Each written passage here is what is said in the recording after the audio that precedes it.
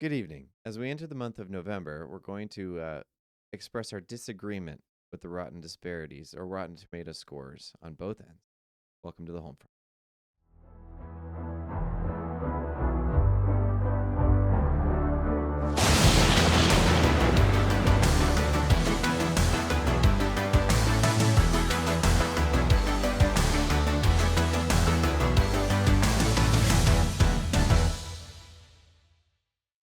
Should look relaxed when we're doing. Hello, welcome to the weekend. So this is it looks familiar, but this is a new place again. It's very different for us, very not different for you. Yeah, you wouldn't even be able to tell, except for the fact that the last couple of videos had like my parents' background, like my old room in my parents' house. Anyway, I am Tyler, your host, and to my right, as always, is my overly artistic friend Mitch. Mitch, hello. Thank you for joining me again. Thank you for having me once more. Once more, yeah, we just went through another source of torment. So we would watch this movie in theaters when it came out, obviously, because we saw it in theaters. Show it in theaters. What did we watch? We watched The Creator. The Creator is a sci-fi movie by Garth Edwards. Gareth. Excuse me, Gareth Edwards. Garth is not like a Garth, like a Star Wars character. Yeah, I know. It would be more fitting, wouldn't it? Yeah, not Garth. It's Gareth. Yeah. Okay. So Gareth Edwards, The Creator, and it's a movie about robots and depression and a number of other things.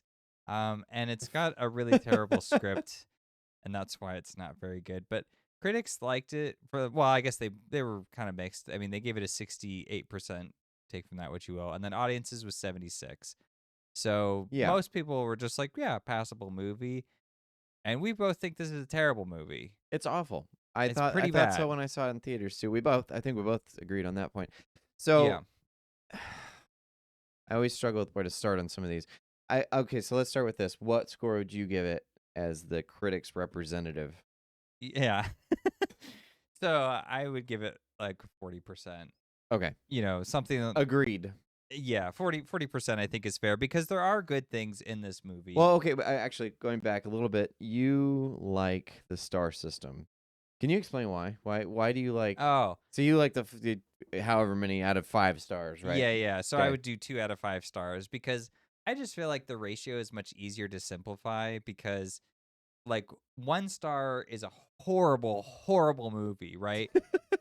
A 2-star is like, well, it's a bad movie, but it's got good things in that bad movie, Okay, sure. And then a 3-star is like, you've got that for lots of movies, lots of stuff where you're mixed on or you're just not really sure how you feel. And you're like, well, this was a big pro, but this was like a big con. And so you're kind of back and forth with it. So that's where your 3 stars are for. And then you got 4 stars for things that you liked, but, you had some problems with it. It's not a perfect movie, but you came away with it more or less pleased. Okay. And then 5 star is like, great movie, totally recommend, awesome picture. So I just feel like you don't need anything else. Like, that covers all your bases. That's fair. So you say this is a 2-star. So this is a 2-star because, the music's really good. The cinematography is great. The production design is amazing. And all the visual effects are fantastic. So, it's got like, and there's like there's like a few, not very many, but there's a few moments that actually land more or less. Okay, yeah. And then, I mean, there's like maybe 2. I think 2. So, it can't be that bad. So it's a 2-star. Okay. Yeah, because I mean, all right. Yeah, I mean, because like when we go to 40% here, then it's like if I get another movie that's like a 30%, it becomes like it's like they're how much different is it? Yeah, and it's that's like, fair. And how much are you gonna like willing to knock things against it? I guess is why too, because for me, I'm like, there's good elements. The fundamental problems are all wrong, so that's why it's down into 1 or 2 stars. But there is still clearly efficient elements. I mean, it's not a Neil Breen movie, so we foreshadowing. So that's a good point because actually, when I look at like a Rotten Tomatoes score or something, and I see a 62 or whatever, which that's just a bad score. Well, okay, sure, but your brain, like, they have a bunch of other visual elements there to make you kind of think, Yeah. like, okay, maybe this is a decent film. Uh-huh. 60 is a failing grade. Like, that's a bad. Like, you're not Yeah, you're if you not get making the class if you get a 60%. Like, right, if you get a 60% on a paper, that's a yeah, D. yeah, That's you're barely a D. yeah. I mean, D's get degrees or C's get degree, whatever it is. It's D's it's a can get fail. You degrees, suck at but this class. it depends on the class and like how core it is to your discipline. Okay, fair enough. Fair enough. So, so But yeah, Gareth it's Edwards, bad. Gareth Edwards, apparently has a background in special effects. I don't know. Did you know that? I did not. That explains why the movie's Okay. story is not very good. Why the visual effects are also very good. They are very good. And so I guess one of the disparities, one of the things I watch this show on the weekends, that it's a bunch of visual effects guys, special effects guys that like go through certain shots, Oh yeah. certain effects in films, and like rate them and try and explain or break down how they're done. Yeah. And one of the big things they talk about is how a lot of times there'll be a disconnect between the visual effects or the special effects department and the director. The director wants to show something, Okay. but he won't set it up appropriately for the visual effects department to make it shine as good as it can, right? Oh, interesting. Seems like that problem doesn't exist here because he's setting everything up to work within this. Yeah, he You know, can this talk to the world. visual effects team because he Right. knows what they have to. He work knows with, yeah. exactly what they need and how to set it up. So clearly that comes through in the movie, is my point. He's not like George Lucas, where he Just kind of can't talk to his actors. Yeah, and then the actors are like, "Well, I know what I'm doing. At least I know what I can do, so I'll just do that and hope it's the best." I'll just walk out there and hope for the best. So Gareth Edwards famously did Rogue One, The Star Wars story, the Star Wars movie, the spinoff. Which you have issues with. Yeah. I have fewer issues with. I really appreciated it for what it was doing, but also we both agree on the fact that there's something out there that There's wasn't another allowed to exist. Yeah, there's another version of that movie which is much better that no one will get to see. That no one will get to see. And specifically, there's a score out there by Alexander Desplat that no one will get to see either. And that's warranting down a whole star in my book. No, I'm just kidding. It's a whole star down, just like tank that movie. More foreshadowing, by the way. Anyway, so the reason that this movie, I think, got the traction it did was because of, in my opinion, because of what people understood to have happened behind the scenes with Rogue One. So Yeah. most of us took this to be his response to Disney, and so we thought creative differences and all that. And so he's like, well, I'm going to do my own project. He Right. gets the funding for it. Here it is. You go in like And vaguely clearly- optimistic. clearly it's inspired by Star Wars on some level. Yeah. It's got a lot of sci-fi elements that You'll have to break that down for me, actually. Could you do that? Because I don't know that I see the parallels quite as strongly as you do. I think it's just the inspiration that built it, to be fair. Okay. I don't think in substance it's very much like Star Wars, because Star Wars is very cut and dry, hero's journey within a sci-fi wrapping. Okay. This one is very sci-fi, and Mhm. it's trying to lean into like sci-fi elements and just fails miserably. Yeah.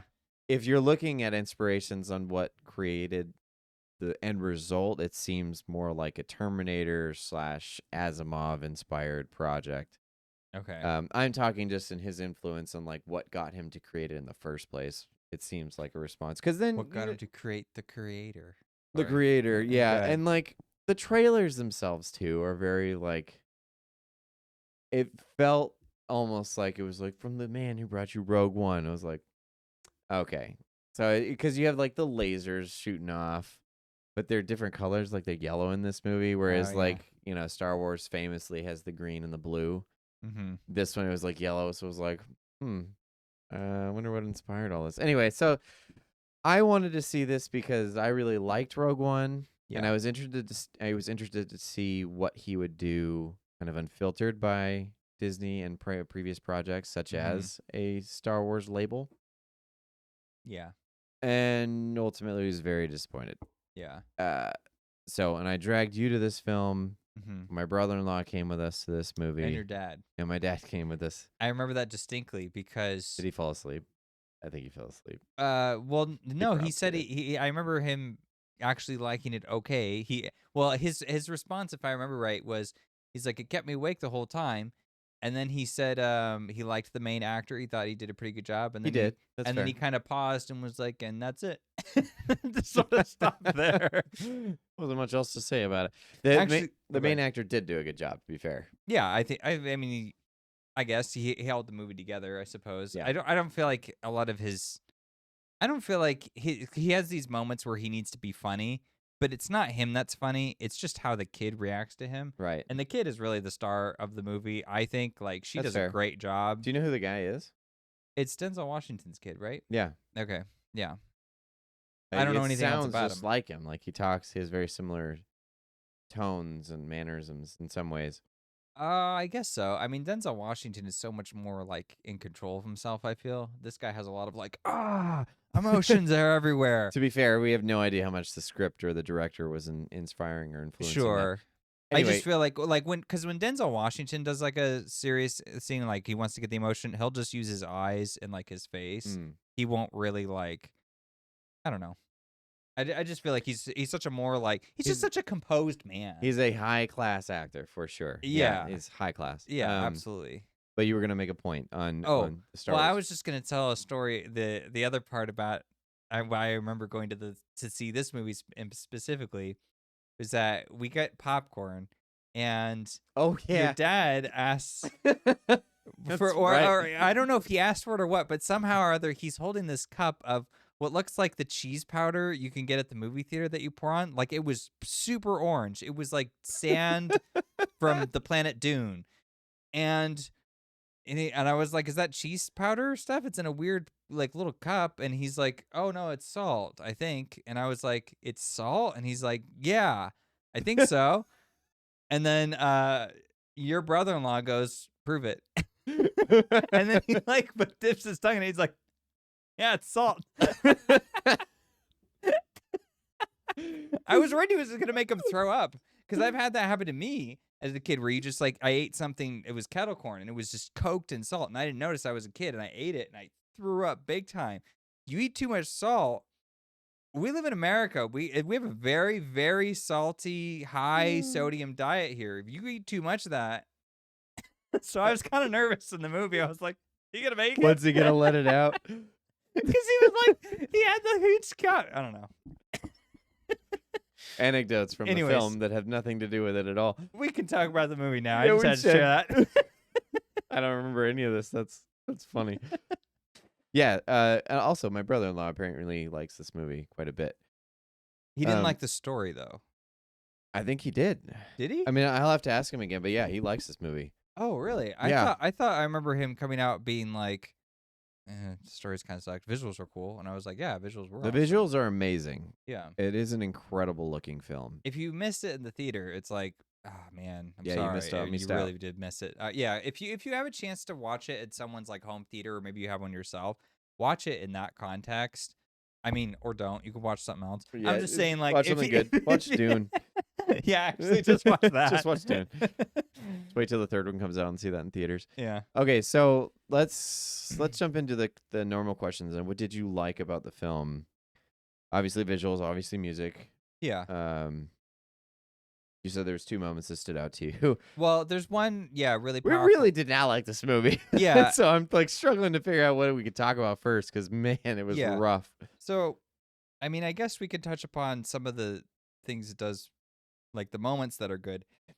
Because it's worthwhile to talk about what the film's trying to achieve and that it just doesn't seem to be able to. So there's one scene where it's like the premise, we should probably describe the premise of the film basically. It's like, he's some spy for the US and in this world they call them AI, but they're really just robots. They're robot people and they have their own civilization and everything. And they live in Asia mostly because they used to be built as servants, but then they launched a missile attack and blew up Los Angeles, or at least a good portion of it.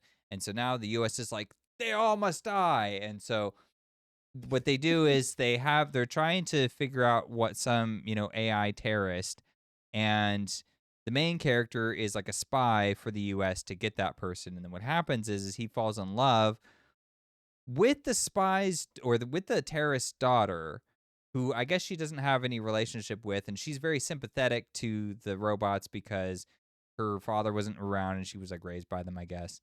So, anyways, she's like pregnant and they're in love and they're married, and then she's killed very early on, like in the prologue of the movie, because they foil. It's like he's like a spy or whatever, and then they launch the attack like before he's ready or whatever, and he can't protect her, and then she dies, and then he goes out and he's like, I don't know, like a junker of some kind in the Los Angeles for a little while, and he's all sad and depressed, and then the military comes and they're like, we need you back in the game, and so then they ask him to go back, and then he's like, oh, I've been burned too many times, I can't. And then and then they show him this footage that they have of his wife, who's now back to life, and they're like, we verified it, she's alive, so we don't know how, but she is. And he's like, oh, I guess I'll go now. And so they launched this mission to go, and he just wants to find her, but they want to find this weapon, this alleged weapon that exists there. And I'm saying a lot, but this is like literally just all in the first like 15 minutes of this movie. Soon as he gets there, and he gets separated from the military squad or whatever, and then he finds the weapon, and the weapon is a small child. And then the rest of the movie is him sort of kind of bonding with this child, getting to know them and protecting them, and then kind of unraveling how like the U.S. forces are just evil and not really looking at the situation at all, and with any kind of nuanced lens. And then a whole bunch of other crap happens. Anyways, I feel like I have to do that context because, I mean, who's seen this movie? A lot of people, apparently. I mean, I guess. it did fairly well considering. So, yeah, so it was a nuclear bomb that set off It was L.A. nuclear. Okay, yeah. And that's why they're wearing like the hazmat suits and whatever. But yeah, so you're not really clear. So apparently Nirmata is the one that created the AI, and the AI is interchangeable with robots here. Which he should not have done. This is one of It's very fundamental confusing, problems, yeah. because he treats them like the robots are just like their own human culture at this They point. call themselves a species. I mean, Yeah. they're trying to play into this like racial thing. But it's like you as the viewer are just like, especially as a science fiction enthusiast, you're looking at this going, but they're just machines. Like, are you saying they're not machines? What's going on? Like, Sure. how does this work, right? Yeah, so apparently this bomb goes off, and so he's like trying to infiltrate them to find this Nirmata character, but it's none of that's clear. Because they give you a little bit later too. The guy's like trying to set him up with like, here's the girl you're supposed to get in with and get this ring on, and it has some kind of tracker device or something on it. So, but that's given Which is later. like very low tech considering the world that we're in. But anyways, whatever. yeah. I mean, it seems very contrived in order to get them into a relationship. But the thing was, it starts with them in a relationship. She's pregnant, and then they get beset upon by his fellow agents, apparently. Yeah. And he's like, well, I wasn't ready. You guys aren't supposed to be here yet. And then she finds out he's a double agent. She runs off. She dies. And then the entire rest of the movie, his arc is just like, I miss her and I wish I could hold her again. And then this general comes by and was like, she's alive. And it's like... So the thing is, they ask him to go out with them so that because they think they have a lead on Nirmata or something, and then they use her to try and pull him back into action. But the thing about it is, and this is important later, is that he intentionally says, okay, I will point you in the right direction. The only thing I'm here for is just to see her again. Yeah. That's it. I don't care about anything else. I'm not at anybody's side. I will get you to where you need to go if you allow me to see her. Because they show her some footage, or show him some footage of her. Yeah. And so the thing about that is, later on, they like call him a traitor, and they're all upset, even though he, in the first like 15 minutes of the movie, he does his job. He does the thing that he agreed to do. And then they get all mad later when he's not like contributing, like treating him like a soldier that's deserting, when he's like, I'm not here for anything else. And he makes that clear from the Yeah. beginning of the movie. I'm like, He's not what the heck? he's not enlisted as Right. far as I know. Yeah, he He's quit. just they just brought him along for as a favor to him, but also because he's a useful guide, or they thought he would be. Well, and it was a deal. Like, I'll help Yeah. you if you get me to my wife, which apparently is alive still after getting nuked. Right, because they had to ask. If he was just a military guy, they would have just ordered him. There wouldn't have Right. been this conversation. So a lot of the conflict later doesn't make any sense because of how it's structured. It's like, I don't understand your grief with him because he was pretty up front and you guys agreed. Well, yeah, so it's Why a is he here? yeah, so it's a combination of like just really forced writing and not very sensible direction, and the end result is just that nothing comes across in a really authentic way. Hmm. So like, because the premise that we've described sounds fine, but you watch the movie and how she finds out is like, they're in their bedroom, kind of like, ooh, like whatever, and then like the military guys come in and they just come into his house. They like storm in and they throw this guy on the ground and they're like They interrogating start him, beating the crap out of him, and he's like splattering blood and stuff. Actually, good point. The robot is beating the crap out of him. Yeah. So this establishes a precedent, right? Is that, okay, robots are trying to self-preserve against humans. And by the Yes. way, this is very two-dimensional. This is very Cameron writing. Yes. It's very like, humans bad, robots just trying to live, and they won't let them. Like, no, you're not They won't allowed. let him. And it's like, didn't you guys create the robots? Like, why are you so okay? And the thing is, they set all this on the fact that like robots destroyed L.A. And then later you found out that apparently like it's human error that destroyed L.A. and they blamed it on robots. Yeah. But you So like, never so the understand- robots were never at fault. It's you guys. How dare you? But it's like, okay, what you guys created the robots. Right. So like, why are you trying to pin this on them? It's never explained like why this happened. What is why the do they source want of this It's conflict? like you're just losing your servants, which is how they Right. describe them. And it So it's just like, what? it just sets this precedent that, okay, there's war now. And it's like, Yeah. all right, I just want a compelling reason as to like why. Was it this human error that, they couldn't say anything, like they just had to have a scapegoat? Was it that Yeah. robots maybe made the mistakes initially? We don't know. It doesn't explain you any never, of that. or was there like some government conspiracy or whatever that misled everybody? It's misinformation or whatever. They never like do any of that and explain. So it's just like, okay, well, the robots are the good guys, clearly, because there's like nothing on the other side. So it's just one of those situations where there's no nuance.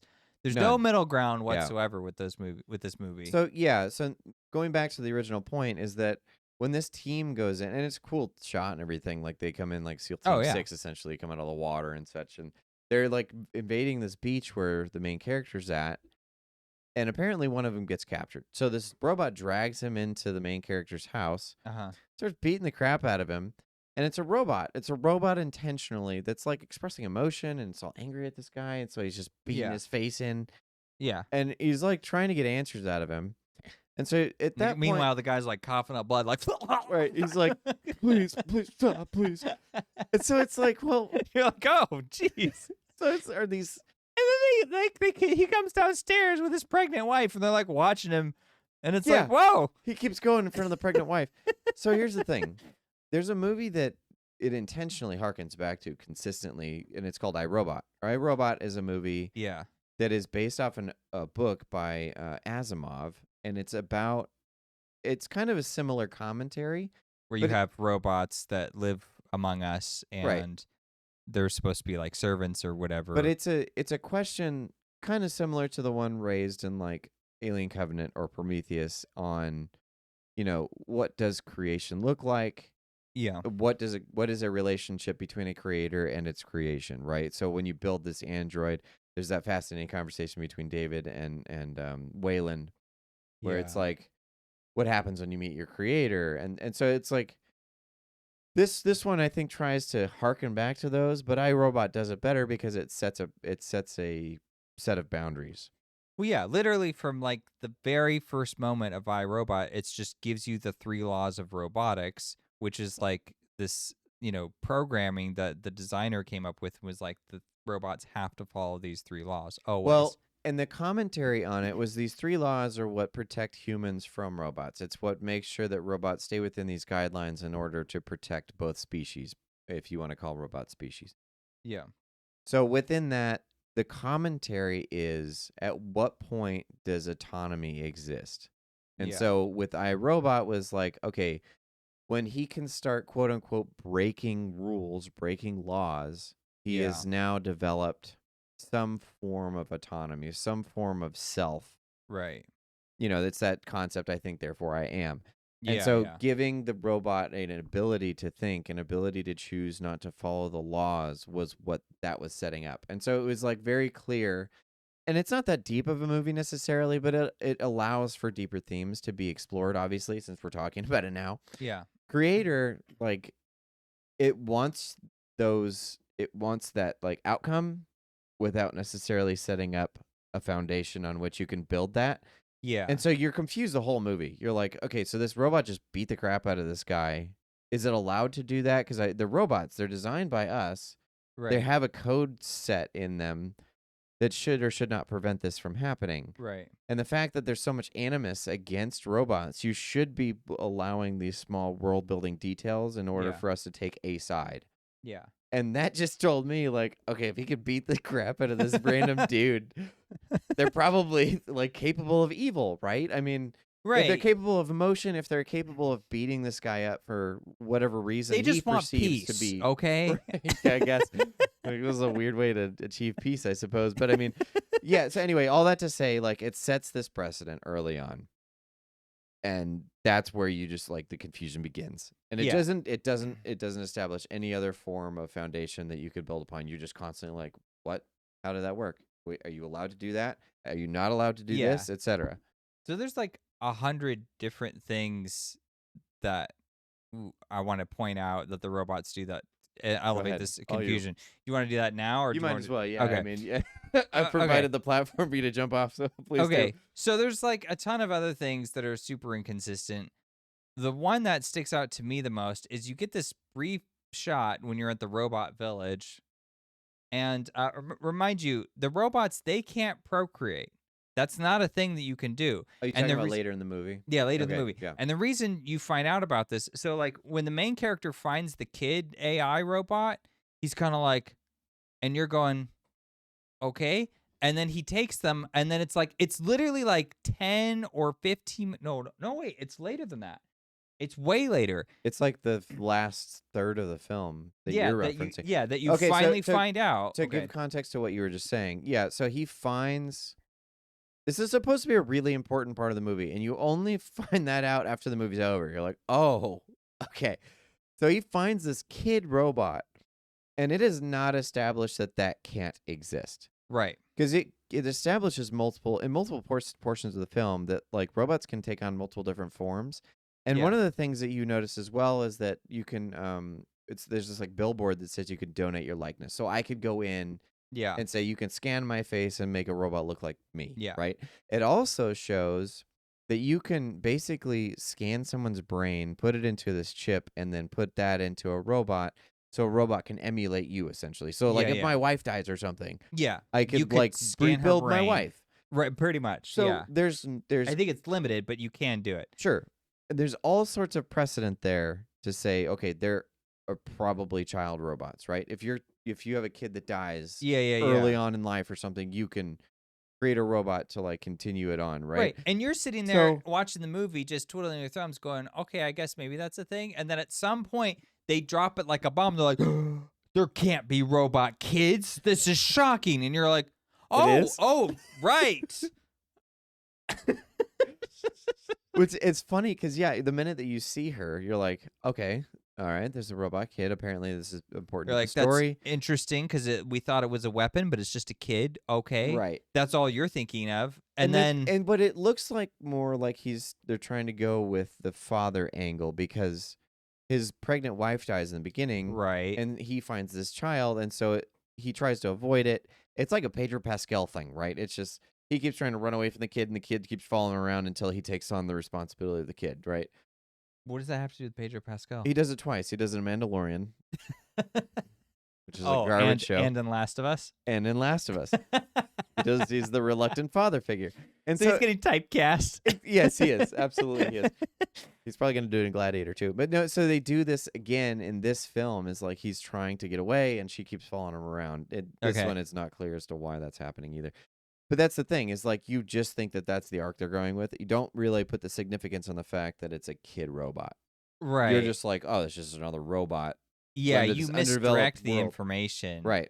Anyway, so sorry to give all that some context. Yeah, so that happens, and then but I forgot that you needed that context. I mean, there's so many things about this movie where it's like it's like I need to know how the world works so that things can start to make sense, and then you can play with it. And instead, he just keeps like giving you more and more stuff that confuses it. And he does my favorite one, like I said before, is where you see this one robot watching like this hologram, and it's like they're strippers. Basically. Yeah. But they're robot strippers. And these are not, there's two kinds of robots in this movie. There's robots who look like people for the most part. And then there's robots who just have this like square, like, plastic face.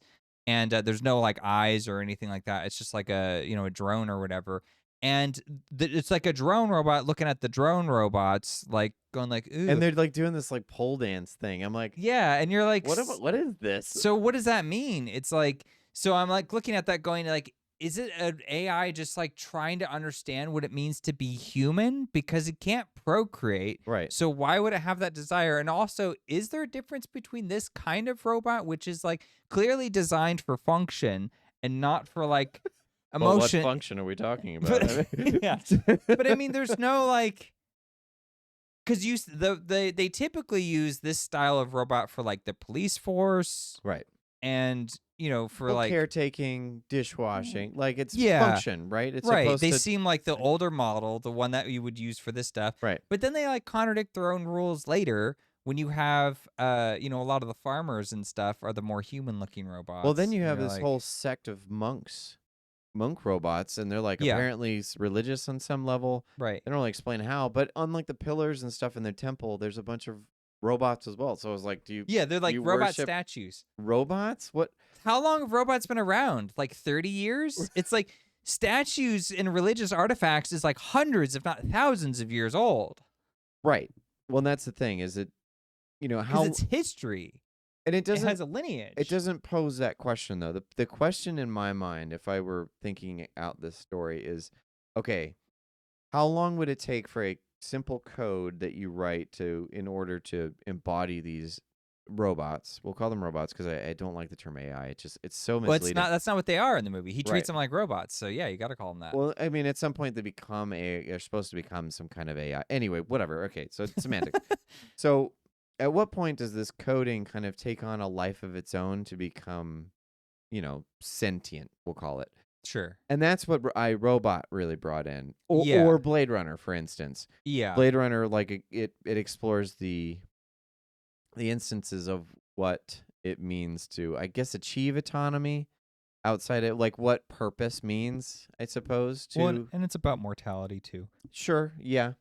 But iRobot jumps into those themes of like, what is human behavior? What does it mean to be human? Mm-hmm. And what's the differentiation? Or when does something like start to take on the form of its creator? So the robots, he brings up a theme. There's like a whole segment in there talking about how people, when they group together, like, why do they do that? And the robots would do kind of something clean together, similar. and it's like there's no no reason for that. Right. But it is a really fascinating principle because basically, like in iRobot, they're pointing out like here's robots doing something that's kind of human. Right. They're emulating their creator. Right. And whether there's that's no reason for it. So what an anomaly. And then they describe it as the ghost in the machine. This like a philosophical principle of like we don't know for sure. Well, it's almost like emulating a soul, right? Right. And that's an interesting concept. Yeah. This one doesn't do quite enough of that, and so you're constantly confused as to like what things mean because he puts this stuff in intentionally, obviously. Yeah. Like I'm watching these strippers. Like I hesitate to call it that because it's not even like sexually appealing. Obviously, it's just they're all like it's just these robot plastic machines. Things, like, but it's clearly evocative of this certain type of behavior, and so you're like, Does this mean that this is something that they're capable of? Is this, like you're saying, is this them trying to emulate this behavior until something comes about? Like, is Right. this like evolution on a robotic level? The thing is the answer is you're thinking about it way too much. That's fair, yeah. I think It's just Gareth in there Edwards. to evoke something, yeah. Yeah, well, he's just saying, like, I'm just making a parallel. It's just like they're just like humans. They're like another race of people. Well, they're created That's by humans, and therefore, yeah, they are like humans. yeah, but it's like Sure. I'm just like you can't like because you have fundamental questions that now are inevitably going to be asked. Right. And if you're especially when you're going to be toying with things in the way that you are, like when he's like, "Oh, some look like this and some look like that," and they're clearly designed to serve two different purposes, and we're looking at that disparity, and then he doesn't do anything to address why that disparity exists. He just is like, we're plugging along, and you're like, Mm. what? How does this make? What am I supposed to do? It's like, I guess it doesn't matter. It doesn't matter at all. And I don't think you want your audience to just be thinking to themselves, well, I guess that doesn't matter. When you watch a movie, the audience is going to think to themselves, I don't see anything unless you intentionally put it there. So I'm going to assume that it means something. And this is yeah. And I'm- it does. I just don't think that it was given enough thought as to like what he was trying to convey. Yeah. It was just, oh, it seems like an interesting question, so let's just Yeah. put it in there. Which, here's the thing: if you formulate your film or your story to evoke these questions, and maybe you don't have an answer necessarily, but it's an interesting question to ask, and then you put things around it to kind of help formulate that idea. That's interesting. I don't Sure, mind that yeah, because yeah. then it's almost teaching you how to think instead of what to think, Mhm. in my opinion. And that's what I thought was so interesting about stuff like iRobot or Blade Runner or Alien. It poses these Yeah. questions in order, and then it tries to formulate this world to embody this concept in order to help you understand it better. And that's what art's supposed to do. Yeah. This Yeah. one is just, it seems so devoid of like what he didn't, it seemed like he didn't know what he wanted to ask. He just knew that these are things that I've Yeah. seen in similar type titles, so I'll put them in. Yeah. And like he was close enough to like he had a direction. It just, it's a wide road rather than trying to narrow down into a single concept, if that makes any sense. It does. The thing is he didn't want to talk about robots or AI. He just wanted to talk about human beings. He had no interest in There's that. also that. And that's yeah. why it's such a problem. Because, like, for example, you brought up at the beginning where the one robot's like beating that guy, to death. And, you could say to yourself, like, what if he established it so that way the robots are like, we just fight for peace. And, we're not violent. We're not cruel. And then, that one scene acts as a contradiction to it, but it's just this one-off scene. So it's Yeah. like you forget about it. What if he had that happen multiple times? And then you're saying it going, you guys seem like you are kind of violent. I don't know that you're really that peaceful. You seem like a sentient species who knows what you're doing. Yep. So, and you're just not reflective enough. That would have been interesting because that would have been a human thing. And so this is where like he fails on both sides of the argument because he doesn't treat them like humans or robots. They're just like a placer. They're a foil for his other messaging. Their own contradiction. Yeah, because it would be interesting if, one of two things. One, that the coding, something goes wrong with the coding and they're unable to fix it. Sure. Right? So they've kind of taken on a life of their own and now they are fighting for their autonomy. That would be true AI. So yes. Sure. The other thing would be if they are, if a human comes in and brings in that guy and starts beating him up and the robot comes in and is like, hey, this isn't what we're about. Right? And it's like trying to play into that or something. That would be interesting because then you're like, oh, so you can break the rules. You have to enforce it on each other just like humans do. That's interesting. Something like that. I was even saying that maybe a human is beating up on the human and the robot steps in. But yeah, even if the robot was beating up on the human and another robot jumps in, because then there would be a dichotomy within the species, as they call themselves. Mm-hmm. Either way, I think it would have posed interesting questions. As it exists, man, it's a mess. Okay, so I want to break down now a little bit of some of the scenes that are just, it's like, this is where you lose credibility because all this stuff could be taken as just, oh, well, you're getting hung up on, the robot porn, like, let that go. That's not really that important. It was hard to let go. It brings up a bunch. It's like, okay, you're saying something. Right. This is a clear message. Right. And I don't know what it is. But supposing we could do that, Okay. there's a number of other problems with the script that just make its credibility just really weak. So the early scene after the robot beats that guy within an inch of his life and then takes off, and then he goes down and he's like, dude, you're blowing my cover, man. And this is like, he sends his wife back upstairs. He's like, I'll take care of this, honey. And he's like, dude, you're blowing my cover. And he grabs the guy's walkie-talkie and he's like, yeah, no, I'm still undercover, guys. And he's like saying this really loud.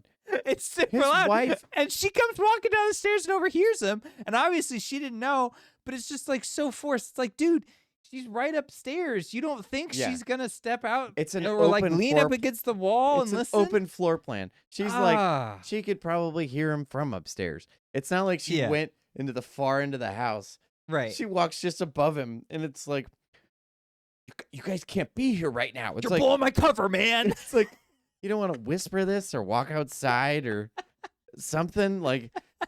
So she obviously walks downstairs. It's just super contrived. It just didn't work out. It's anyway.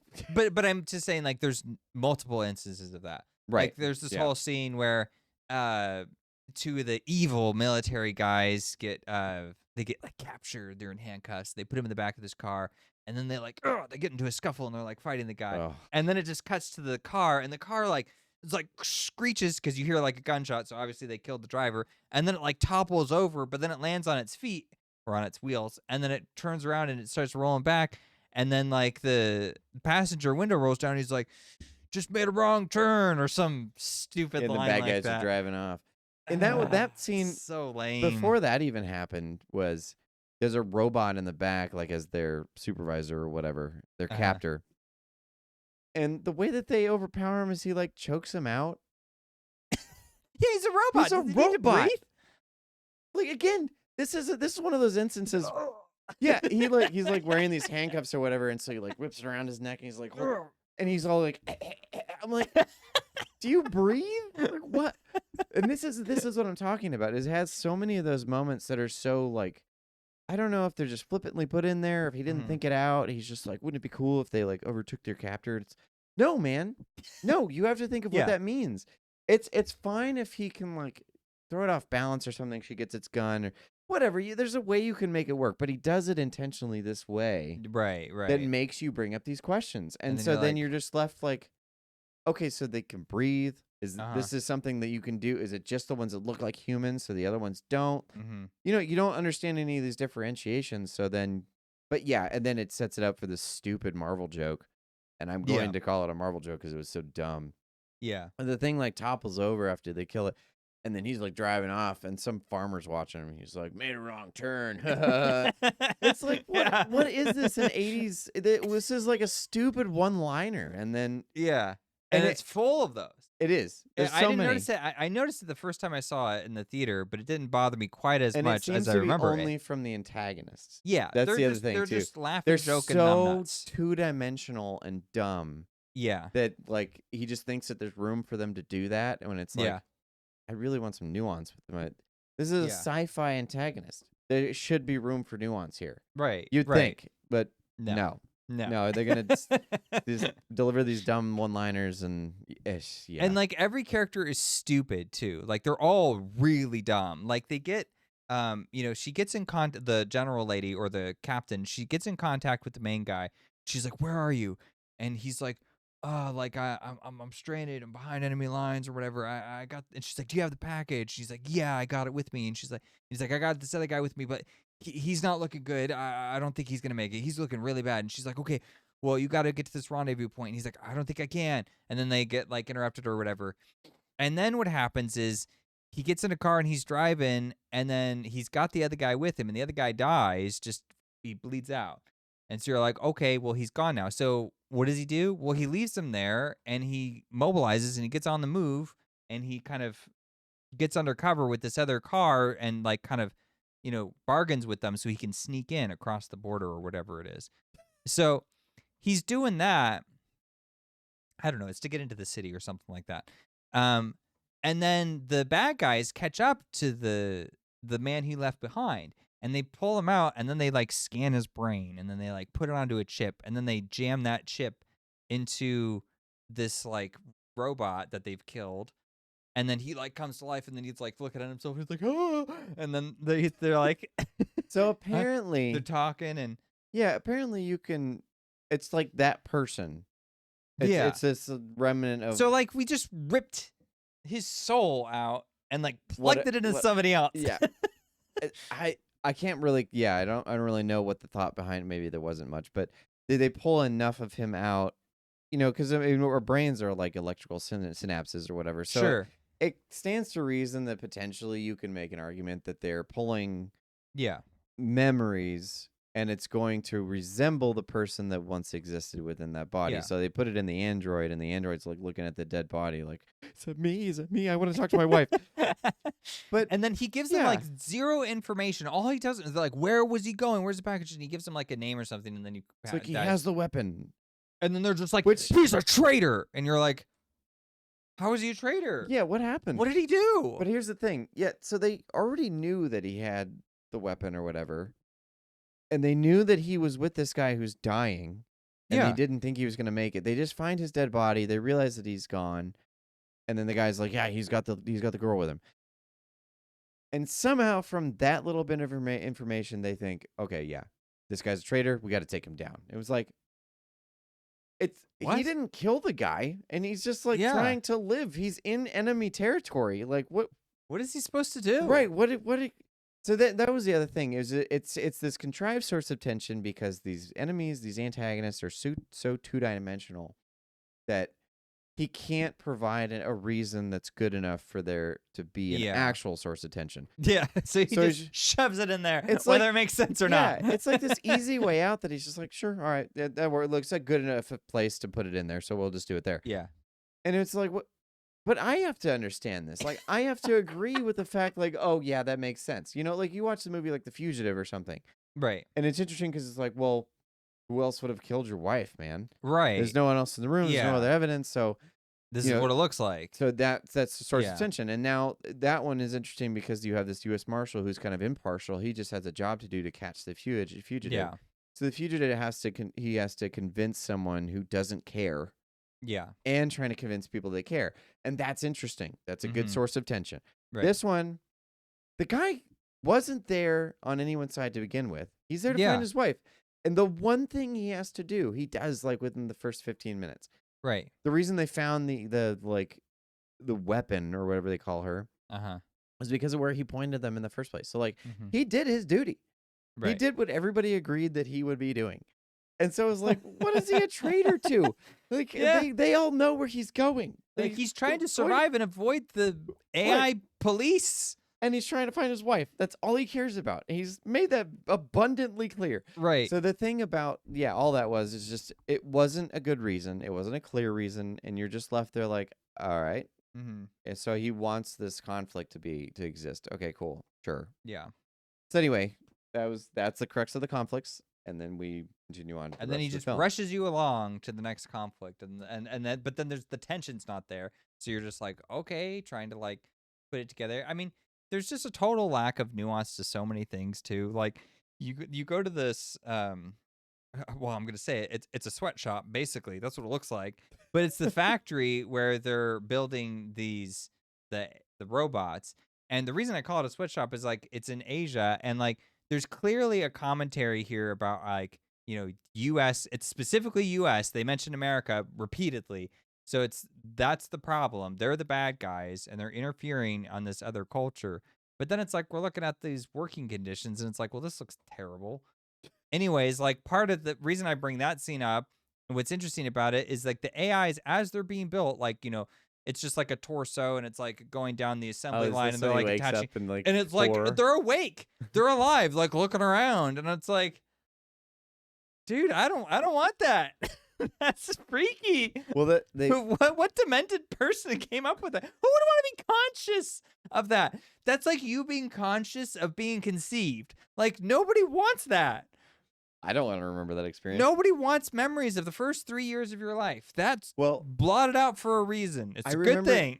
I remember talking about that shortly after we saw it the first time. Yeah. And so there's a parallel again here with iRobot. and I'm going to do this a lot because he does this on purpose. Like, sorry. You can tell what your inspiration was, man. Yeah.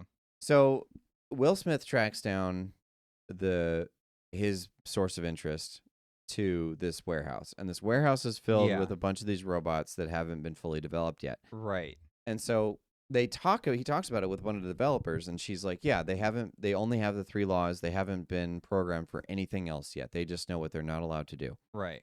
Or what they're supposed to be doing. Mm-hmm. So he's talking about this, and he shoots a couple of them, and they don't react just because they're just this mindless machine, right? Yeah. It's just like a computer. And they've established that he's very prejudiced against these machines. Right.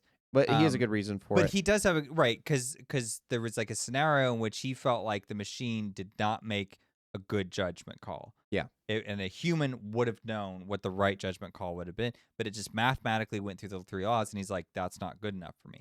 Well, so they established that, which is good for his character, but then they also like give credibility to like why he's prejudiced against this thing. Right. Whereas, and I just wanted to jump in there because like in this movie, the humans are so prejudiced. They hate the robots. They're just like gunning them down at every conceivable opportunity. They're like cutting their faces off to like access like doors and like security labs and stuff. And that's like literally what happens. They're like, no. He cut an actual person's face off.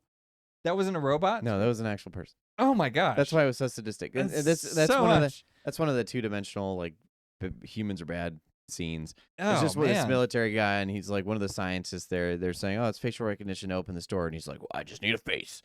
It's like you couldn't just pick the guy up and like hold his face. I'm like, why did you have to cut his face off? Like, I feel like that would ruin. Jeez. Would it be able to recognize a cut off? Anyway, whatever. Yeah, go ahead. So Will Smith, he gets in a car accident and goes into this water. This is an iRobot, and he and a little girl are the 2 like potential survivors. And so when this robot jumps in, it analyzes the situation and recognizes that Will Smith has more of a chance to live than this little girl. And so it says, doesn't matter what the external consequences are, I just know that he has more of a chance to live than she does. Right. Will Smith is fighting that. He's like, no, save the little girl. Yeah, he's I'll screaming deal at with it myself. Save her. Yeah. Save her. But it doesn't recognize that command because it just recognizes that it needs to save the most likely one to survive. Right. So the argument is later on why he's so prejudiced is that a human with a heart would have known better. It was like, oh, it would have been like, little girl is a more important priority. He can take care of himself. He's lived more of his life. He has more of a chance to live on his own. Right. If he can survive, he's going to do it. Right. I need to help the little girl who's a lot more helpless, has a more life to her. Yeah. And obviously it's going to completely psychologically scar this survivor's guilt and everything else that goes with that. Robot doesn't factor any of that in. So it builds this nice, reason for what prejudice would look like in that world. Yeah. This one, it doesn't at all. It's just... Yeah, they hate the machines for no reason. Well, there's this contrived event of this nuclear war or bomb that goes off in L.A., and they blame the robots, and then I guess everyone just hates them now. Cause it's not explained why. It's not explained, like, okay, did they do a bunch of stuff to lead up to this? But then they show this stuff later, going back to your original point of this robot that's, like, being built. It, like, comes to wake in this factory, and it's all, like, panicking or whatever, and they're like, why would you design this thing to be like aware of what's happening during this process? And why would it panic about it? Like, it's a robot, so you'd think it would just kind of sit there like all systems working or whatever. Like, it would just be kind of analytical about it rather than emotional. But they make it emotional. What's human about that? Right. Like, what human can relate to being built on a treadmill? Right. Yeah, because you're not getting your arms and legs put on like you're formed in the womb, or you're not conscious of this development process that you go through. So it's just weird. It makes you question, like, okay, what sadist is like, I want these things to feel pain when they come awake. Like, just make it so they don't wake up until they're built. Like, why are you doing this? So it has stuff like that just, again, it innately makes you ask these questions, like, why? Yeah. Why does it exist this way? And the malicious nature of the evil characters, they are evil. They're depicted as pure evil. It's too much. Yeah, okay, so there's the guy that cuts the face off on a real person, by the way, which didn't make any sense because it's like, I'm just in your animus towards robot. Anyway, so But these are the scientists that are building robots still, and so he's just like, oh, well, I'm gonna kill that guy. Betrayed humanity. But the other thing is, like, so there's two scenes that I remember. One is when Washington's character is out in L.A. and they're like excavating the site, right? They're cleaning up or whatever. Yeah. He pulls the robot out. He pulls this robot out with this girl that's with him that she looks so young, but she's in a hazmat suit too, like helping out. He puts the robot down, and for some reason, it reactivates. It just turns on. It's like, oh, it's okay. It's him touching it, like whatever. And then it goes into full-on panic mode. Where'd she go? Where's the little girl? Where'd she go? And it shows the little girl and her mom, and they're like both dead from this nuclear. It's like really disturbing. Yeah, but this robot is clearly distressed about its. I don't know if it's like a nanny bot or something, but it's supposed to. It has charge over this girl, and it's panicking that he doesn't know where this girl's at, and he knows that something bad happened. Yeah, and so it's giving this robot this humanity, and Washington just goes in and just like rips out its throat. It's like, and then she's like, oh, and he's like, they don't feel fear, they don't feel pain. It's not real. It's not real. It's not human or whatever. But it's like it's acting so human, right? So then it's like. So it evokes that emotion from you automatically. Right. So it's like you've established this contradiction now because you're telling me that the robots in this world act like human beings. But and they the feel characters, like them too, yes. Yeah, and the characters just decide that that's not good enough. Right. And so it doesn't matter. I hate them. And it's like, I don't feel like people would act that way. Right. And it's like, granted, you've got some psycho people out in the world. Sure. But like, they're the exception, not the rule. And there needs to be a good like excuse for that to happen. A lot of times it's just when you disassociate, when it's like, oh, I don't have to see it happening before my eyes, so what do I care, right? It's the stereotypical or the message of like, you know, a military general who like orders troops out to die while they sit back and don't have to experience these things themselves. Which is why it's generally better if like your military commander is someone who's actually been in combat zones because then they understand the severity of that consequence. Right. So they're much more acutely aware of what they are asking when they make that decision call. But anyways. So the second scene is I don't remember where exactly this robot's from. But they show this other robot who has a human face this time. Mm-hmm. And they're like, it's missing its eyes or something. Like it's got its face blown off or something. So and they're like trying to repair its eyes. So and it's like putting the eye back on, and it's all like panicking and stuff. And it's clearly like in distress. Pain, and it's like, ooh, geez. And then this general cop is asking lady, questions. she comes in and she's like, well, tell us where this thing is, and we'll put you back together or whatever. Right. It's like making a deal. It's like it's a robot. You gotta like explain why this is the case. But why does it care about its life? The thing about it is that it also shows clearly throughout this film that there's an off switch on these robots. And it like that's a central theme is like it's on standby, it's not off, right? And then off is like dead. That's how they describe all this. So this robot like gives up the information, and then this girl like instead of just like turning it off or doing Denzel or what Washington's kid did, he just like pulls the cord or whatever. This chick comes in with this gun. With the gun and boom. It just blows her head off, and like the person working on her is like, "Whoa!" I know. The girl's like standing there. And she's like, get out of the way. Yeah. Get out of the shed. She's like, okay, that's nice. Yeah, I was like, it's just so contrived. This lady is not shown to hate robots. Yeah, what does she have against them? Like, it looks like they killed her family or something. She's like, yeah, take that. And it's like, why? Whoa. It's stuff like that. It's that Cameron problem of humans bad. They're just evil for the sake of evil. Right. And it's like, you got to give me a reason as to why this person is like this. Like, why is she blasting this thing in the face as if she did something personally to it? It's just a robot. Right. Right. And like, his whole thing in this case is he's like, well, they're just a different species, these robots. They're just like another race of people. Right. So you're just supposed to use them as just a symbol, as a comparison point. But like even in that, it kind of fails because he does have a moment of nuance, one rare one. This is one of the good moments in the movie, I think, when they the humans are ambushing this village, and they have these robots that are set up as these giant canisters with arms and legs, and they're like, "Okay, robot, I gotta say, go over there in the theater." funniest freaking moment of that movie was those things. So she tells Robot, okay, you got to cross the bridge and, you got to take them out. And it's like, it's been an honor, General, or something like that. And then it just goes marching off and it just plows through everybody. And they're like shooting at it and everything. And it just plows past him. And then it stops and then detonates. So it's a suicide bomber who's been indoctrinated to follow these orders.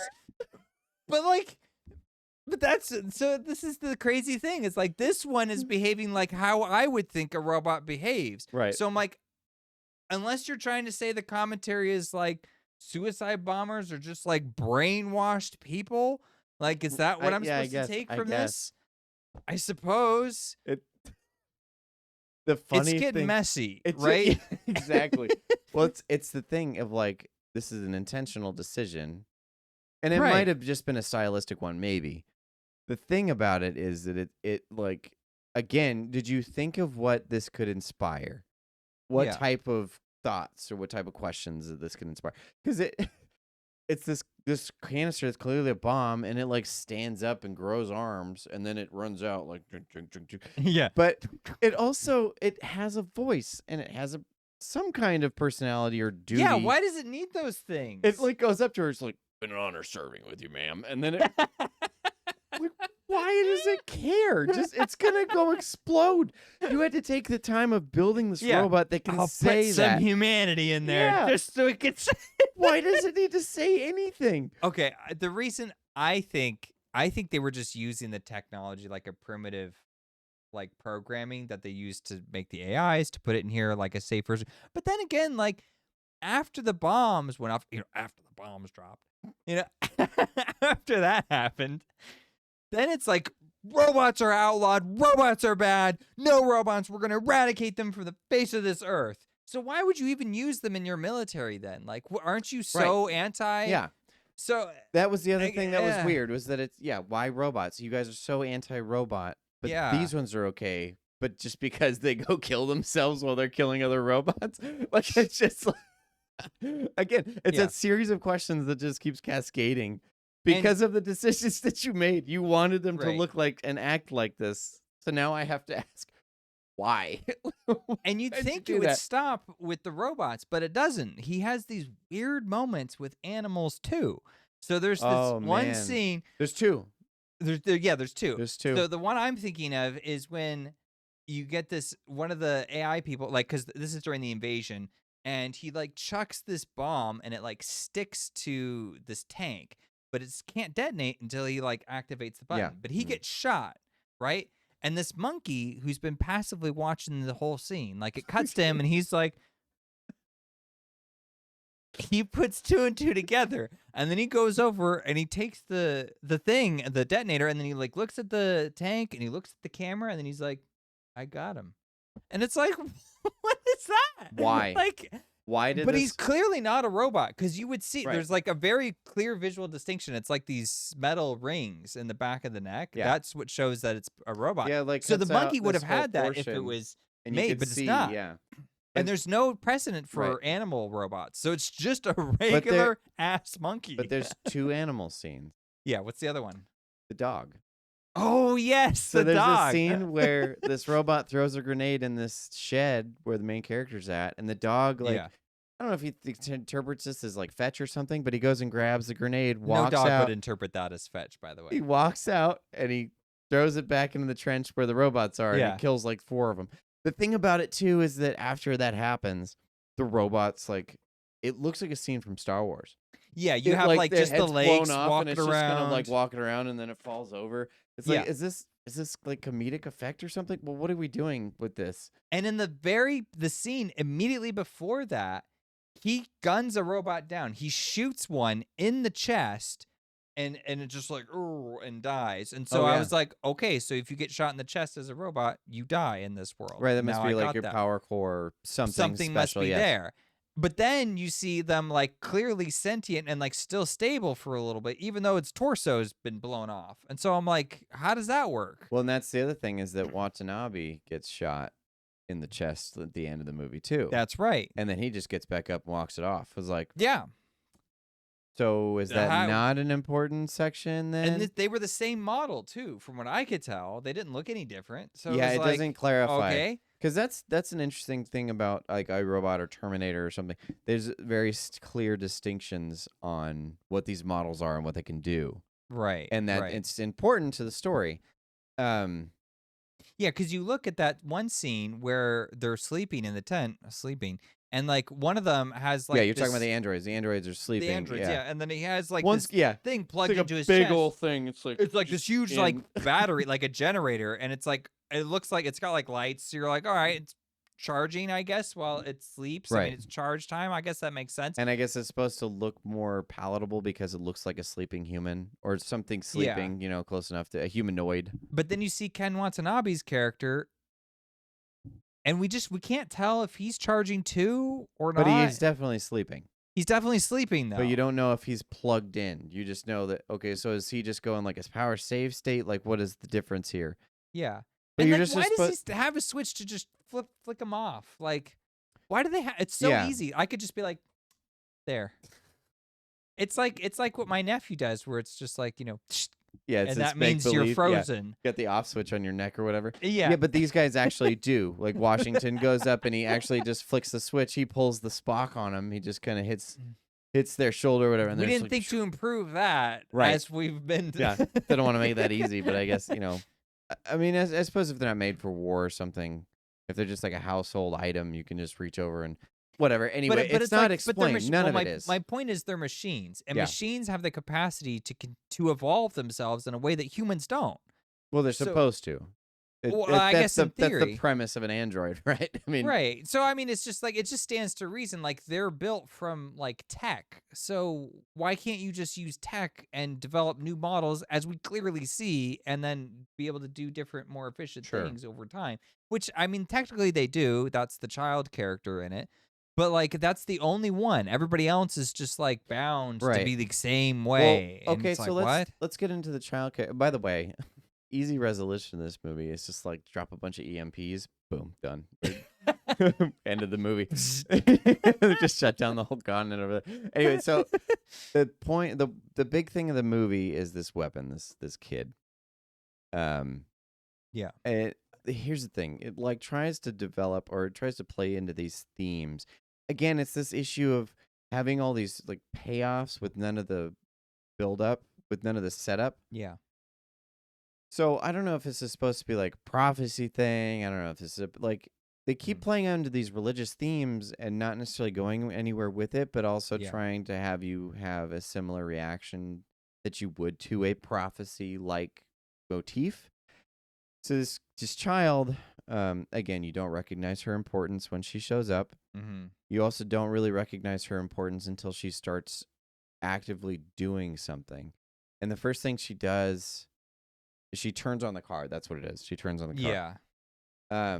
Yeah, she does this little like prayer thing and it turns on this guy's mechanical car. Yeah. And then you realize that she can do subsequent things like control the robots or manipulate things. So And she the power that's growing. she with can her as exert she- her will Yeah. over other mechanical items or other Yeah.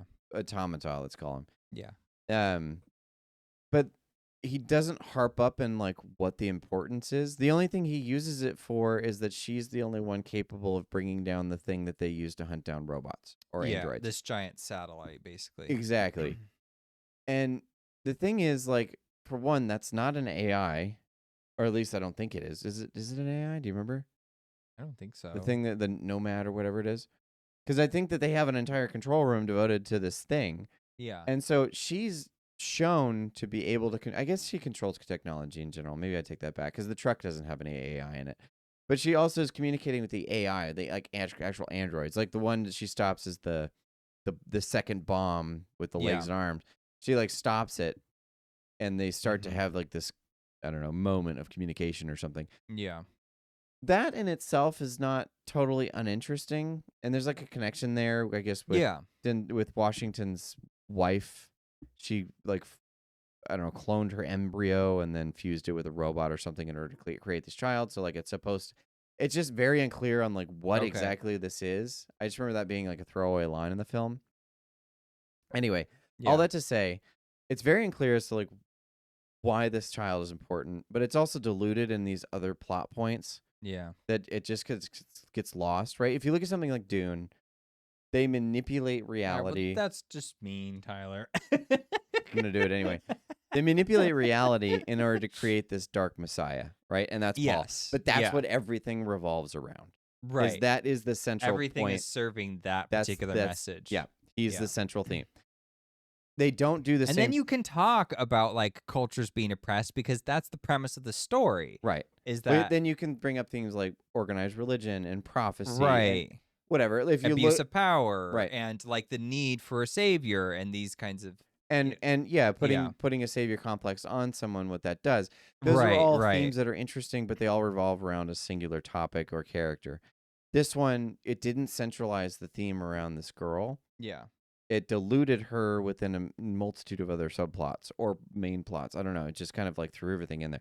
Because you have the war between the androids and the humans. You have what androids are as a species and what they're fighting for or what they were to begin with. Uh-huh. You have, humans as they exist, which are these two-dimensional garbage people. I guess they're all sadistic psychopaths that just exist in this world. No wonder the androids don't want to be part of them. But then you have Washington's character and what his motivations are, which are purely his wife. Yeah, they're personal. And then what his wife is, which apparently is this important person or the daughter of an important person, this Nirmata character who you never see the Nirmata character in the film at all, ever. You just know that he exists on some level. Well, yeah, supposedly. I mean, they do reveal at some point that they were actually after her. She was the terrorist they were looking for. They weren't actually after Nevada, and they manipulated him. But I don't know why they manipulated him. Again, it doesn't make any sense because it gets just washed out. He was on their side. There's not a central through line that really helps build to a point. And when they're trying to establish this stuff, they have this. I'm sorry, but the writing's it's pretty lame. It's awful. It's stuff like he's like, okay, well, you got to get this ring, and just make sure she wears it. That's how we're gonna track her. And he's like, okay, I can do that. And then he's like, well, they make some kind of like, proposal joke, and then he's like, don't go native on me, pal. It's like, you're the one who gave him a ring and said to get it on that woman's finger. Like, what do you think? What does that look like to you? That's what I was saying. Like, why is this the way that the tracker works? Right. It's not like you see him, he gets the chip, and then you see him like, and then he like, formulates and puts it into a ring, and he's like, all right, that makes sense because then it'll blend in with the cover story I have. Sure. Yeah, because now he has to manipulate reality into making her fall in love with him in order to make this ring work. Otherwise, how is she going to put it on? Like, you have to make her fall in love with you in order for this specific item to work. Yeah. Like, why a ring? Yeah. And again, it's not only that, but it's also foreshadowing because he says, you don't go native on me. It's like, so clearly he's going to go native. Like, why else would you have that line in there? He's obviously... Also, it's not going native because she's not a robot. There's that too.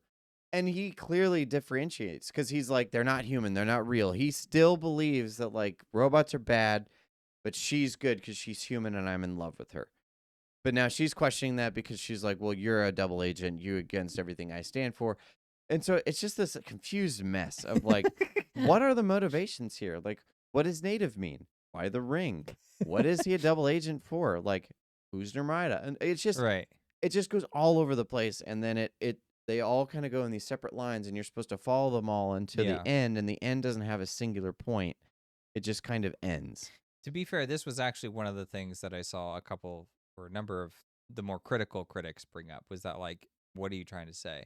And it becomes a confused message because he essentially says like AI and race relations, particularly in this kind of like imperialistic context.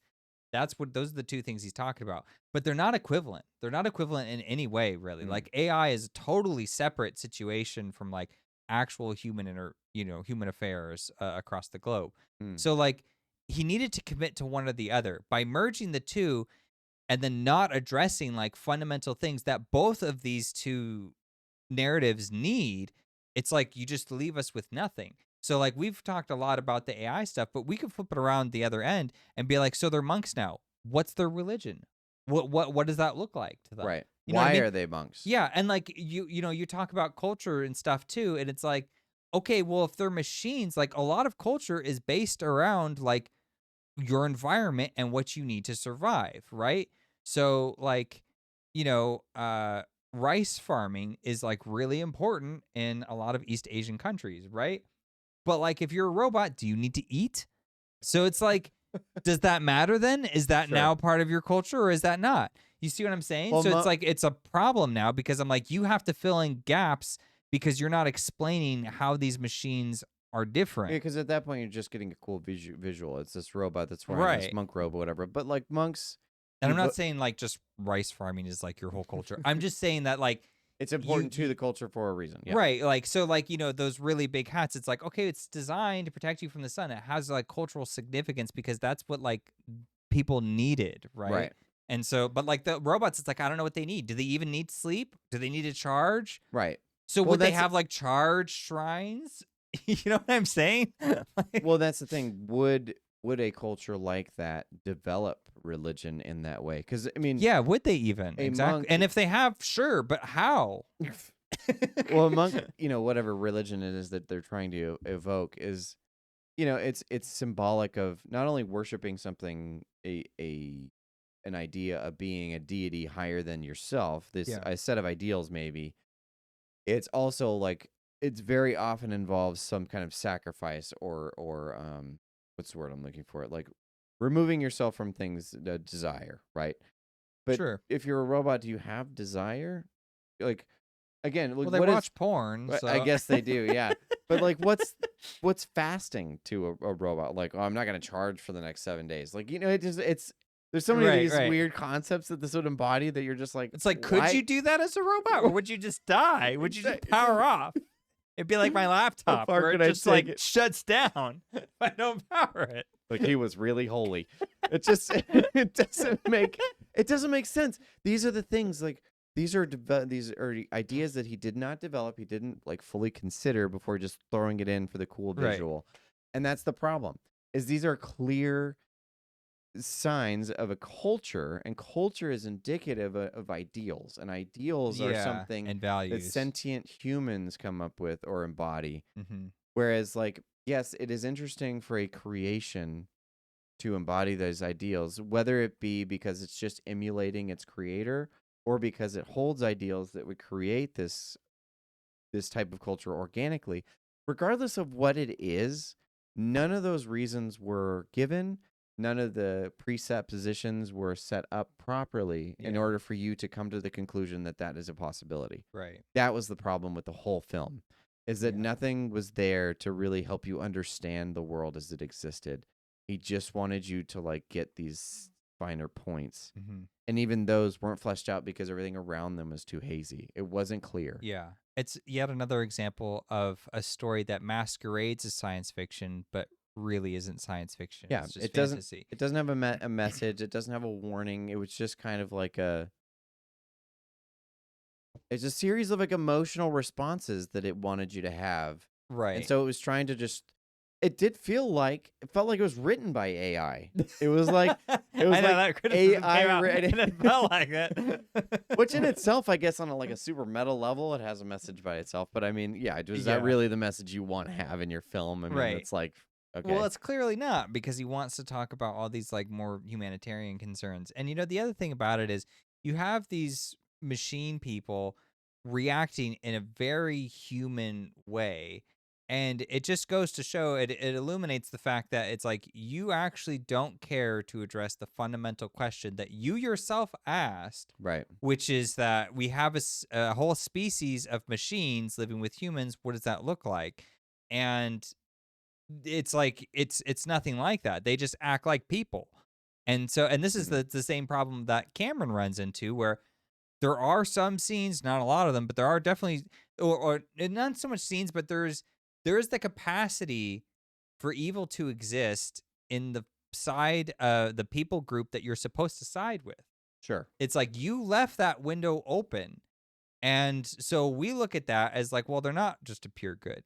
See, it would have been interesting if, let's say, we went through this whole movie and the robots just stuck to this like pure interpretation of goodness, and they only did good things and they never did harm, right? And we just had to deal with the way they logic their way through that. Yeah. But instead, you get like Ken Watanabe's character, who's like bitter at humans Right. for blaming him. And it's like, Well, yeah, well, he that tries sounds to- like a very human He tries to kill reaction. Washington just by seeing a glimpse of him on the ship. It was like, Yeah, he whoa. tries to gun him down. So, like, but I'm just saying, wouldn't have been like a true science fiction writer would have been like, no, he's a machine. He's going to have a different view of this that's going to be very inhuman, and that will say something to us about our own humanity. Right. That's what it's a tool for. It's a tool, science fiction.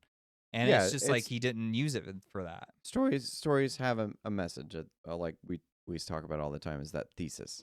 Yeah. And so, yeah, it didn't really have a clear thesis. Whereas iRobot did, right? It was about, there's that conversation about, at what point does obedience lead into harm, or what point does harm cause good?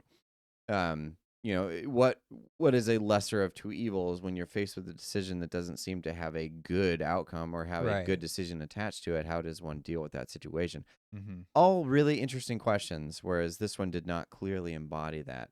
Yeah. And unfortunately, the whole movie suffers from it. And so I think I'm right there in your camp, is probably around like 40-45%. 2 stars, I guess. Yeah, it works. So what would you do to fix this movie? I wouldn't have made it this way. I mean, I don't know. It's too, because it's fundamental. It's too messy. There's nothing in. There's not like a through line I could follow. Be like, okay, yeah, that I could just cut this out and cut this out, cut this. Like, it's all so interwoven, all these messy ideas that you'd have to like pull them all apart and pick one. Yeah. I mean, we've already gone through the things that we found are interesting or quote good. Well, there's actually one other scene that is good. So maybe it's a good opportunity to talk about that one. Sure. And it's the scene where it's the main guy and the child character, and they have this exchange when they're on the bus riding somewhere. It's fairly early on. Okay. And they haven't really, it's like, it's an important scene because it's supposed to show the two of them bonding. And basically, she's asking him some questions, and somehow or other it gets around to heaven, and so he has to describe what heaven is. And he's talking about his parents. Oh yeah, because she asks, it's about a creation, kind of like the alien the kind of conversation that they have there. Is, where did you come from? Well, my parents made me. Where are your parents? My parents died. Where are they? They're in heaven now. And so she asks, "What's heaven?" And he's like, "That's where good people go when they die." And then she's like asking, like, "Oh, are you gonna go there?" And he's like, "No, I won't go there because I'm not a good person." And then she's like, "I guess neither of us will then." And he kind of stops for a moment, and she's like, "You can't go there because you're not good, and I can't go there because I'm not a person." Right. And it was like, oh wow, that's fascinating concept. Yeah, because she just extracts the two words that he used and was like, this definition doesn't match. This definition doesn't match. And so she lets him, like, she doesn't understand that he's just being hard on himself. And that, there is room for forgiveness, and he's just not willing to give that to himself right in this moment. So it said something really interesting about the character, but then like it showed like her limitation to understand like humanity, right? And that complexity. In the dichotomy of that too is that now that he's considering what the word good means, or how can one be good, it also begs the question, well, okay, what does the word person mean then? Right. Can she become person if he can become good? So again, interesting concept. I don't think he fully understood what exactly he could have done with that conversation, but the conversation was good, and that would have been an interesting thesis for the film. Yeah, in my opinion. I think leaning on that would have been very helpful. Attaining personhood and him attaining goodness, like, in some way, I guess that could have been something I'd do, but otherwise, yeah, it's too intrinsic, the problems, that I would just go back to square one, honestly. There's not like it's too derivative of too many better ideas, too many better films and stories, and it's just too messy. There's too many things going on. You'd have to like pull it all apart to put it back together. Yeah, I mean, the fundamental question that has to be resolved is like, is this about robots or is it about people? Sure. Because like you really do need to commit to one. Yeah, you have to use one in order to reflect the other. That's the idea. And if you wanted, you could still use robots just as a symbol, but I think you would need the prologue to establish that. Instead, the prologue gives you the backstory of what happened, but that's less important. What really matters is like, what's the philosophical concept of these robots in particular? And, like them describing like, like, let's say you saw the founder and he's like doing some infomercial and he's like, I made robots to be a companion with us, not just as servants, but as people. You know what I mean? Like, and then he would talk up like how they're just human His like beings. idealistic vision of these things. Yeah. Right. That could have been his vision, which then gets tainted by the nuclear strike, right? Yeah. So that would have been, then we would have known, like, well, his original vision was to just make another species to go alongside of us. So obviously the things they do lean into that. And then you could toy with ideas like, is that because he scripted them to create religion, or did he just simply create the pathway so that they could get there on their own? I see. You know, and then it's like you Like the have natural evolution of thought, essentially. right, Yeah. and then like the pathways for how the robots got into these, you know, lines of thinking would make a lot more sense. And, and then you wouldn't be like fighting against the movie the whole time. Well, yeah, because you're constantly you're given these concepts, and you're just like, okay, is this go into the broader narrative, or is this just something I'm seeing just because the main character just sees it? Right. And that's the problem with the film, is that it doesn't Right. play into the main narrative. It just Mhm. it just presents. I guess it's his like idea of world building, but like that's not world building. That's just like you just get That's just flavor. glimpses. Yeah. There you go. It's just it's just a little spice. Yeah, it's all just flavor. And like again, I can't harp up on enough the fact that like it's pervasive, the problems with the writing, where like, you know, there's the scene at the near the end where they capture the girl and then they're like, oh well, we tried to kill her but we couldn't, so here's a gun, you could go in there and kill her. Oh, and if you decide not to, then we are gonna kill her, but it'll be excruciatingly painful if you let us do it, so we thought we'd give you the choice. It's like, why would you tell him that? Like, one, why would you tell him? Two, are you really going to trust this guy who spent this entire movie developing a relationship with a robot that looks like a little girl? right. And Three, then when he just, why would it be painful? What is painful? why can't you just power her down? You just shoot her. It's a robot. Why does she experience pain on any level? Because he's power like, it's down going so to she be doesn't feel anything. excruciating. It's like, what? Why did you create this robot to be in excruciating pain ever? And it's like, how is she different from not only humans but other robots, in that a bullet won't kill her? Is that what you're saying? Like, yeah, it's so strange. But yeah, it was another contrived instance to like evoke this emotional response, because you're like, right. oh man, he can't do it. He's not gonna kill her. He's gonna make sure. It's like, it's not a girl. It's not like, what are you talking about? Right.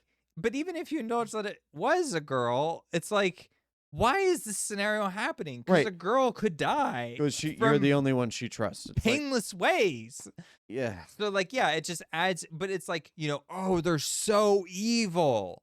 Those military Americans, and they're trying to drag our hero down into the depths, and it's like, and then after he goes in there, so he like stuns her. He doesn't kill her, right? Spoilers.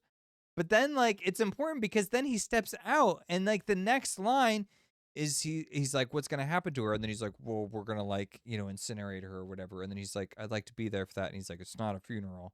It is for me. And you're just like, why would you tell him what's gonna happen to the body? Like, right. Why does he need to know? I'd be like, you're not classified. You know, it's classified. Just say it's classified. Yeah. You're the general. It's I'm the general now. You're it's not classified. allowed in I don't there. have to tell you. Yeah, get out. Leave. Thank you for your service. Get out. That seems way more true to like actual military leaders. Yeah. Again, another try. But that's the point. Yeah, Again, just contrivance after contrivance, and you're just like, it didn't. Or like the scene. Sorry, I got one more. We got to get this one out. It's like it's like, if you're looking at this movie going like, oh well, like maybe it made more sense. It doesn't make sense.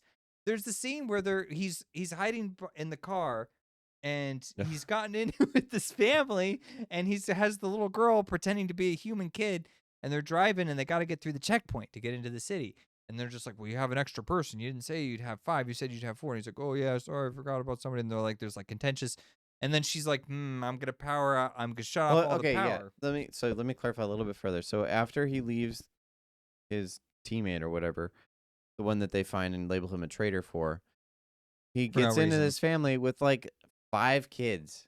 Uh-huh. So there's the mom, dad, and 5 kids. And then he hides in the back seat. Yeah. and just chucks the little girl up in the front seat with the kids. And it's like, Why can't she just hide with why him? didn't you both just hide? Like, and then they get to the gate, this like border of some kind that goes into the city that he needs to get into. And the guards are like, you said you have 5 kids. There's 6 in here. And it's like, again, why didn't you just, for one, why didn't you hide the kid?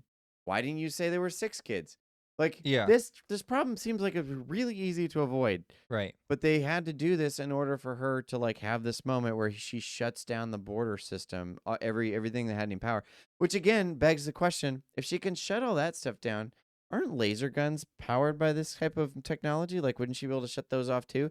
Because those are what they're shooting at the car. I mean, maybe not. I don't know. Either way, they start driving, and all these guards just start shooting at this car. There's 5 kids in there. Yeah, they're just like, They're just like, get them. Like, are we doing this for real? Like, they don't know anything. They just know that these people are like border hopping, and they're like, get them all. It's like, well, I feel like we should have some questions. Maybe chase them down, or like call the city and be like, lock, just drive whatever. after. You're shooting a car full of kids. Okay, sure, yeah, kill them all. Like, And- what? And this is where, like, it's like, hold up. These aren't those evil, vicious military Americans. Yeah. I thought they were the bad guys. This is the culture that likes the robots. These should be the nice people, but that they were the good guys. just shooting up a car full of kids. But see, the difference is they just kind of passively, it's like, oh, it was a tense scene. We got through that. But when it's like the American military guys, then it's like, look how evil, despicable these people are. It's framed Like very it specifically. Yeah, it pushes it in your face. And it's like, again, like if you want to comment on like, American military, fine. But like, be fair. Like this is a human thing. Sure. Which it seems like the author had a very Well, the hard human time condition- understanding Yeah. the human condition. Human condition is a lot more interesting than just a modern culture, which is sci-fi again. So like, why are Right. we trying to comment on modern day culture? Regardless, whatever. Anyway. Okay. Do you have any other closing thoughts? We've gone in for an hour and a half. I mean, We we're have. just closing this out here. Do you have any final thoughts before we do that? I have so much to say about this movie. You see, even still, huh? No, I don't know that I could. Well, most of these concepts have been encapsulated by what we've talked about, right? Or you have Yeah. anything more substantive to No, they like, have. pull apart? They have. I mean, yeah, like it's like it's a decent effort, but they shot a movie on a rough draft of a script. Yes. On a super rough draft of a script. Oh, if I remember right, yeah. It's that one that they should have trimmed way down Yeah. and then figured out, like, okay, this should have been half as long and twice as succinct. And unfortunately, neither happened. If I'm not mistaken, wasn't this the movie that You told me this. Yeah, it has Yeah. like 10 hours of footage or something. Yeah, it's like 10 hours worth of footage that they shot for this movie. That's a lot of footage. So this is already a super trimmed down version.